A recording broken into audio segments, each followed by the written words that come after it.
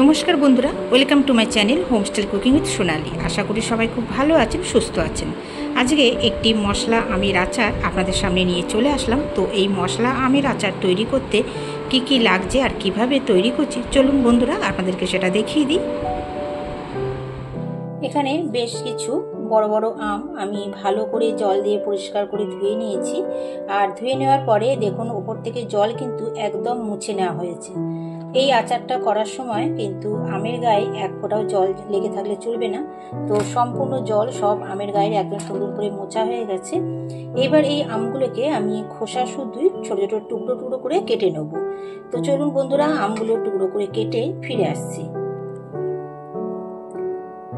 দেখুন বন্ধুরা, আমগুলোকে সমস্ত এইভাবে কেটে নিয়েছি। একটু বড় বড় ভাবেই করেছি পিসগুলো, কারণ এইগুলো রোদে দিলে এগুলো কিন্তু অনেকটা আবার মজে ছোট হয়ে যাবে। তো একটু বড় ধরনের রাখবেন। এবার এই আমগুলোকে আমি নুন আর হলুদ মাখিয়ে নেব। এখানে আমি দিয়ে দিচ্ছি হলুদ আর দিচ্ছি নুন। ভালো করে নুন আর হলুদটা মাখিয়ে একদিন আমি রোদে দেবো। একদিন রোদে দেওয়ার পর যখন আমগুলো অনেকটা জলটা টেনে নেবে, তারপরে কিন্তু এগুলোকে আমি আচার তৈরি করব।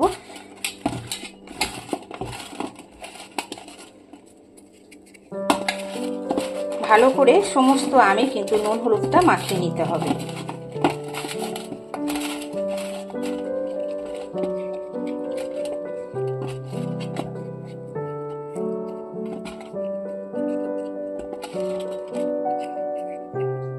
আর একটু হলুদ লাগবে, আর একটু হলুদ দিয়ে দেবো।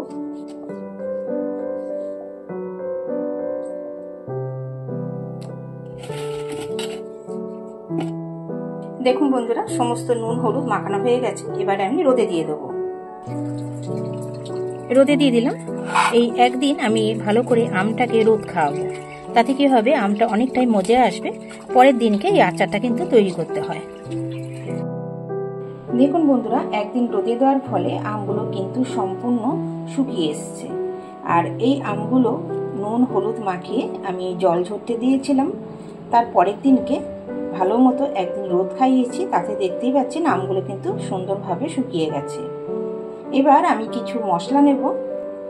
এখানে আমি কয়েকটা মশলা নিয়েছি একদম মাপ মতো। এখানে দেখুন কয়েকটা শুকনো লঙ্কা নিয়েছি।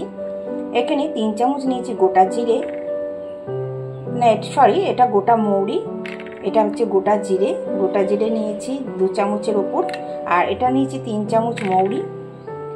সাদা সর্ষে আর কালো সর্ষে মিলে আমি 6 চামচ নিয়েছি। একদম 3 চামচ করে 6 চামচ নিয়েছি। এখানে 1 চামচ মতো নিয়েছি মেথি, মেথিটা কম লাগবে। আর 2 চামচ নিয়েছি হচ্ছে গোটা ধনে। এছাড়া লাগবে হিং আর সর্ষের তেল। তো প্রথমে এই মশলাগুলোকে আমি ড্রাই রোস্ট করে নেব। প্রথমে কড়াইতে দিয়ে দেবো শুকনো লঙ্কা। শুকনো লঙ্কাগুলোকে ভালো করে ভেজে নেব।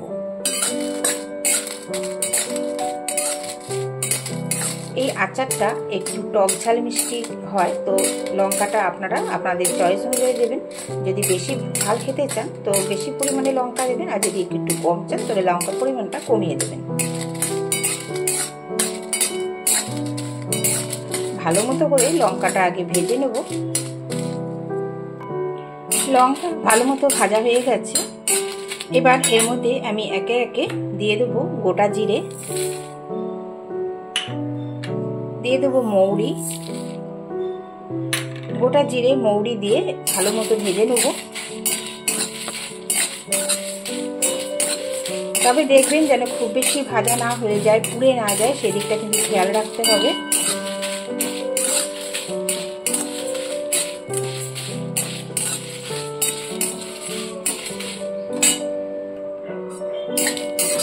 জিরে আর মৌরিটা একটু ভাজা ভাজা করে নিয়ে এর মধ্যে দিয়ে দেবো গোটা ধনে।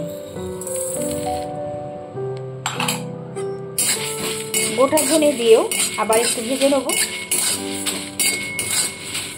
সমানে কিন্তু এইভাবে নাড়তে থাকবে, নাহলে কিন্তু নিচে পুড়ে যাওয়ার সম্ভাবনা থাকবে।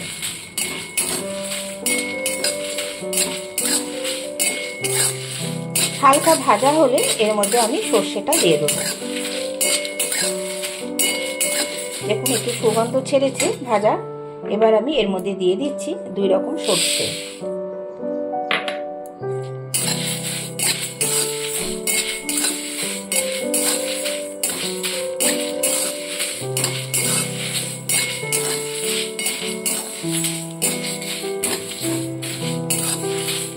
সাথে মেথিটাও এবার এর মধ্যে দিয়ে দেবো, কেননা সর্ষে কিন্তু খুব বেশি ভাজবো না, সর্ষে খুব বেশি করে ভাজলে সেটা কিন্তু তেতো হয়ে যায়।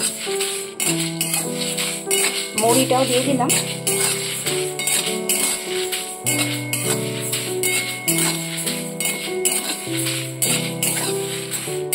মশলা ভাজার গন্ধ ছাড়লে মশলাগুলোকে কিন্তু নামিয়ে নিতে হবে।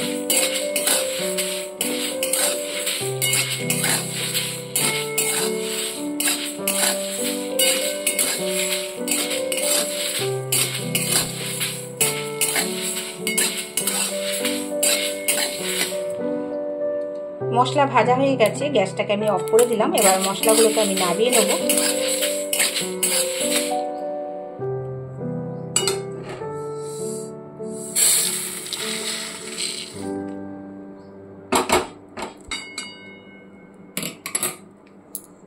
মশলা এবার ভালো মতো ঠান্ডা করে তারপরে এগুলোকে গুঁড়ো করে নিয়ে আসবো। তবে গুঁড়োটা কিন্তু একদম মিহি হবে না, একটু দানা দানা ভাব থাকবে, সেরকমভাবে গুঁড়ো করতে হবে। এবার এই কড়াইতেই আমি কিন্তু নুন পরিমাণ মতো ভেজে নেব। নুনটাকে ভেজে নেব এই কারণেই, নুনে কিন্তু একটা জল জল ভাব থাকে। নুনটাকে যদি আমরা ভেজে না নিয়ে ব্যবহার করি তাহলে কিন্তু আচারটা নষ্ট হয়ে যাওয়ার সম্ভাবনা থাকবে। তো এই কারণে নুনটাকে একটু ভেজে নেবেন।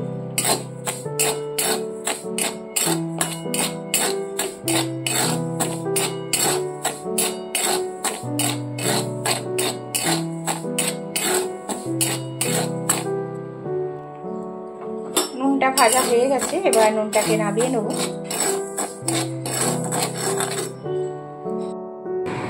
নুন নামিয়ে নিয়েছি। এবার এর মধ্যে আমি সর্ষের তেলটা গরম করে নেব। তেল কিন্তু কাঁচা অবস্থায় ব্যবহার করবেন না, তেলটাকে কিন্তু ভালো মতো গরম করে নেবেন, নিয়ে তারপরে ঠান্ডা করে আচার তৈরি করবেন।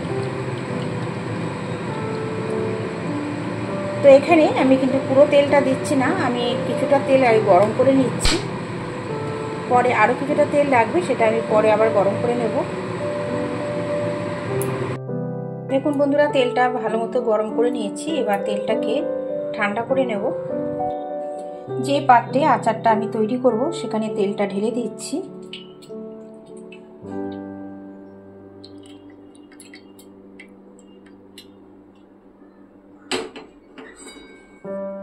তেলটা কিন্তু ভালো মতো ঠান্ডা করে নিতে হবে। এদিকে দেখুন আচারের যে মশলাটা সেটা গুঁড়ো করে নিয়ে এসেছি, আর এটা কিন্তু একদম মিহি গুঁড়ো হবে না, একটু দানা দানা ভাবটা থাকবে, এই রকম গুঁড়োটাই করতে হবে।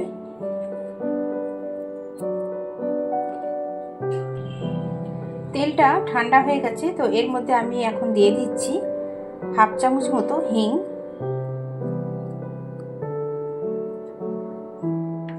হিংটা দিলে সেন্টটা কিন্তু খুব ভালো আসে। এবার হিংটা দিয়ে একটু নাড়াচাড়া করে নেব।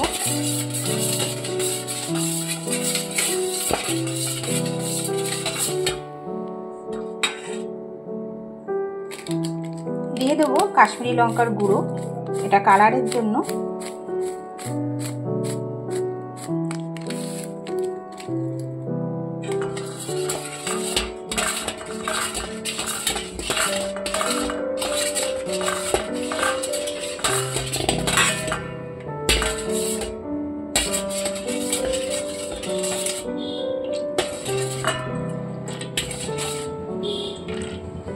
এবার এর মধ্যে যে মশলাটা আমি গুঁড়ো করে রেখেছি সেটা অল্প অল্প করে দেব আর মেশাতে থাকবো।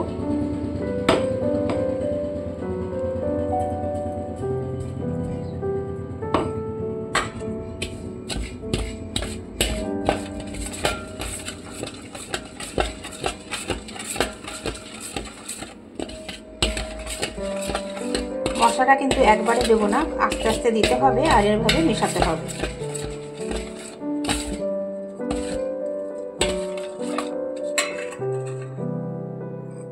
আমি আরো খানিকটা তেল গরম হতে দিয়েছি, তেল আমার আরো লাগবে এখানে।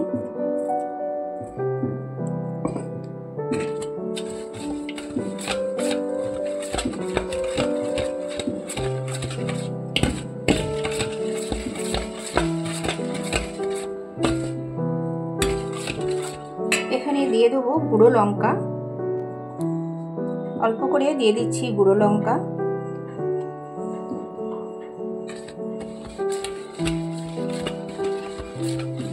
দেখুন কালারটা কিন্তু কত সুন্দর এসেছে।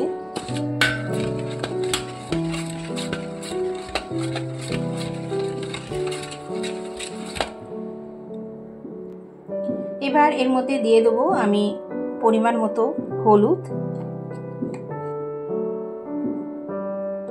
এখানে ছোট চামচের 3 চামচ হলুদ দিয়ে দিচ্ছি।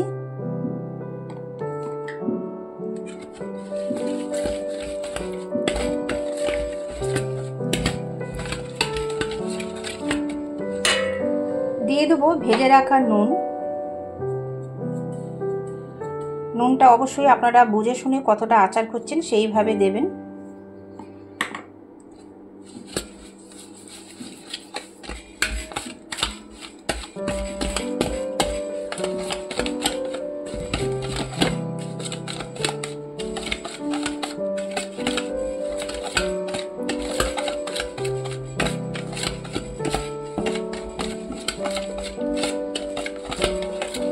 দেখুন খুব ভালো করে মিশিয়ে নিয়েছি।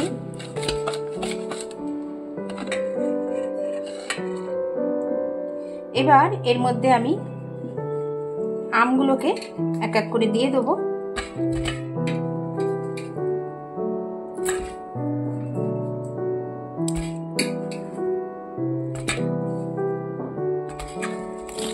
অল্প অল্প করে আম দেবো আর এইভাবে মেশাতে থাকবো।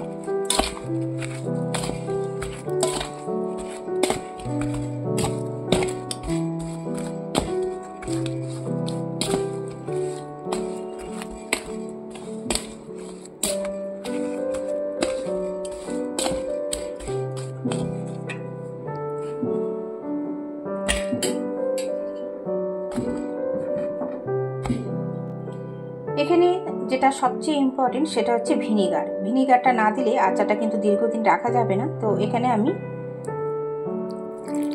2 চামচ মতো ভিনিগার মিশিয়ে দিলাম। ভিনিগারটা দিয়ে খুব ভালো করে মিশিয়ে নিতে হবে। আর এখানে দেখতে পাচ্ছেন আমি সমস্ত আম দিয়ে দিয়েছি। তেল কিন্তু প্রথম দিকে আমি অল্প দিয়েছি, এরপরে কিন্তু আমি যখন শিশিতে ভরবো বা বয়ামে ভরবো তখন আরও তেল এখানে মেশাতে হবে। তো চলুন ভালো করে মিশিয়ে নিই আগে। তো বন্ধুরা দেখুন আচার কিন্তু সম্পূর্ণ রেডি হয়ে গেছে, সমস্ত মশলা আমার মেশানো হয়ে গেছে। এবার আমি এই আচারটাকে 2 দিন একটু রোদে দেবো। আপনারা রোদ ছাড়াও রাখতে পারেন, কোনো অসুবিধা নেই, তবে আমি রোদে দেবো। তো এখন বয়ামে ভরবো না, আমি এরকম খোলা অবস্থাতেই রোদে দেবো। তারপরে বয়ামে যখন ভরবো তখন আরও কিছুটা তেল গরম করে আমি কিন্তু এখানে দিয়ে দেবো। তো বন্ধুরা দেখতেই পাচ্ছেন সমস্ত মশলা মাখানো হয়ে গেছে। মশলাটা মাখিয়ে নিয়ে আমি আধ ঘন্টার জন্য এটাকে একটু ঢাকা চাপা দিয়ে রেখে দেবো। তাতে কি হবে, সমস্ত আমগুলো সুন্দরভাবে সেট হয়ে যাবে মশলার সাথে। ঢাকা চাপা দিয়ে রেখে দিলাম। বেশ কিছুক্ষণ মশলা মাখিয়ে আমগুলোকে দেখুন এইভাবে রেখে দিয়েছিলাম। মশলাটা খুব সুন্দর আমের সাথে মেখে গেছে। এবার আমি আমগুলোকে একটা বয়ামে ভরবো। তো এখানে আমি একটা কাঁচের বয়াম নিয়েছি, কাঁচের শিশি খুব ভালো করে পরিষ্কার করে ধুয়ে নিয়েছি, এতে যেন একটু জল না থাকে সেরকম দেখতে হবে। এবার এর মধ্যে এক এক করে আমগুলোকে আমি ভরে দেবো।